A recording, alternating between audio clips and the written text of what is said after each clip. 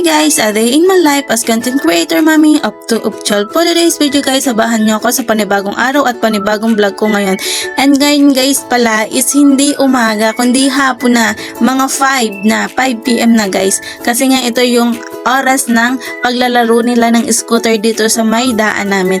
Kasi nga guys, hindi ko sila pinapalabas ng may araw, kaya yung mukha nila is pag naaarawan is parang namamasa siya and pula-pula, kaya hindi ko sila pinapalabas ng mainit kapag gusto nilang maglaro. And actually lumalabas naman talaga sila, pero dito lang sa pinakaloob ng bahay namin kasi nga hindi naman totally buong bahay ito na may dingding. Ito yung parang guys, tambayan din ba, terrace ba ang tawag guys.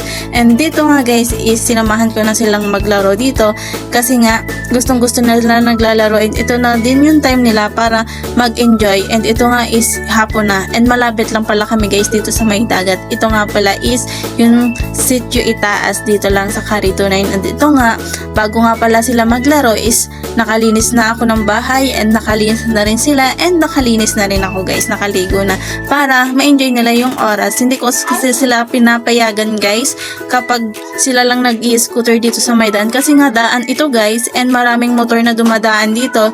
And yun nga guys, hindi ko sila pinapalabas dito na sila lamang, and alam naman nila yun.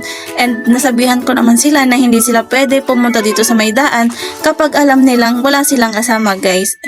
And minsan hindi sila nakakapaglaro dito sa may daan tuwing hapon kasi nga nagigipit din yung oras ko sa paglilinis sa bahay, and naaubusan sila ng time para maglaro ng scooter. At sabi ko nga sa inyo guys, hindi sila makakapag-scooter nang walang paalam sa akin and walang magbabantay sa kanila guys. And guys, kung gusto nyo bigyan yung mga anak nyo ng ganitong scooter, ilalagay ko dyan sa comment section ang link para dyan kayo bumili.